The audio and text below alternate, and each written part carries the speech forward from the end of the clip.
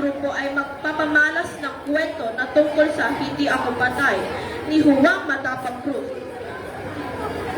Sa isang bayan na puno ng tao, may katahimikan, may mga taong may alam sa mali, pero piniling manahimik. Ang dulang Hindi Ako Patay ni Juan Matapang Cruz ay kwento ng isang mamayan at ng kanyang bayan. Ipinapakita nito na ang tao ay nagiging parang patay. Hindi kapag nawawala ang buhay, kundi kapag nawawala ang tapang na magsalita. Sa dula, makikita natin kung paano nagsimula sa isang tinig ang pagbabago. Mula sa isang tao, nagising ang buong bayan. Dahil hanggat may lakas ng loob na magsalita para sa tama, ang bayan ay buhay at hindi ako patay.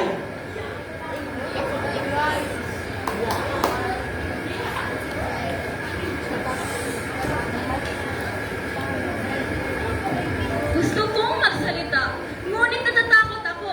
Kapag nagsalita ka laban sa mali, pwede kang parusahan. Mas gusto ko ang bayang tahimik. Walang nagsalita, walang lalaban sa akin. Hindi tamang laging pananahimik. Ulam na natin mali ang nangyayari. Dapat tayo magsalita. Wah! Ah! Ah! Nag-iisa ka lang. Hindi mo alam ang kapangyarihan ko.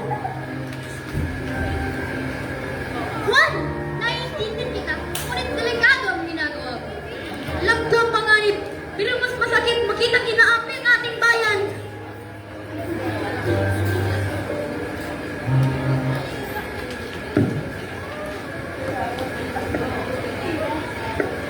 Sumama ka sa akin.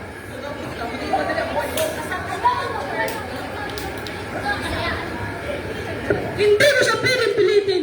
Walang sinuman dapat magtakot sa mali. Kung ayaw mong tumahimik, pipilitan kitang manahimik. Mas mabuti nang lumaban na tugay sa mabuhay na tuwag. Hindi ako papayag na pito kami. Huling babala na ito, Juan. Tumahimik ka o pagsisiyan mo. Hindi ako natahimik. Ako may mali, may masasalita. Matigas ang ulo mo.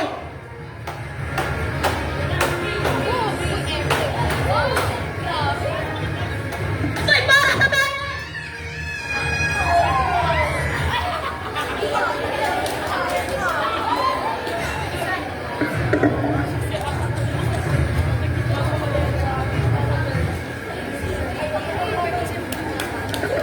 Juan! Hindi pwedeng. Ano ang nangyayari? Parang siya ay nasugatan naman ng baha. Hindi ako.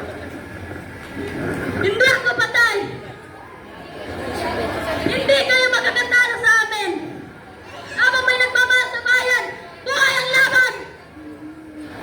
Juan! Salamat at buhay ka.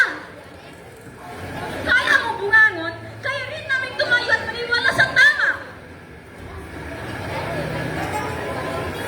Hindi ako patay. Ako may nakandan tumindig. Buhay ang laban. Kaya mo tumayo, kaya rin namin tumayo. Ang kalayaan ay ipinaglalaban, hindi isinusuko. Paano? Paano nangyari buhay ka pa? Patay! Hindi kami patay! Hindi kami patay! Hindi patay ang Pilipinas!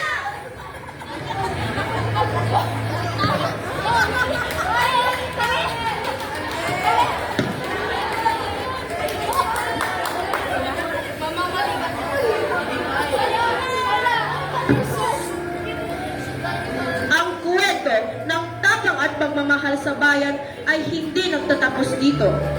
Tandaan, ang tunay na lakas ay nasa ating puso, sa ating paninindigan at sa pagtutulungan. Hindi tayo patay hanggat may tapang at pag-asa sa ating mga puso. Ito ang pagtatapos ng aming pagtatanghal.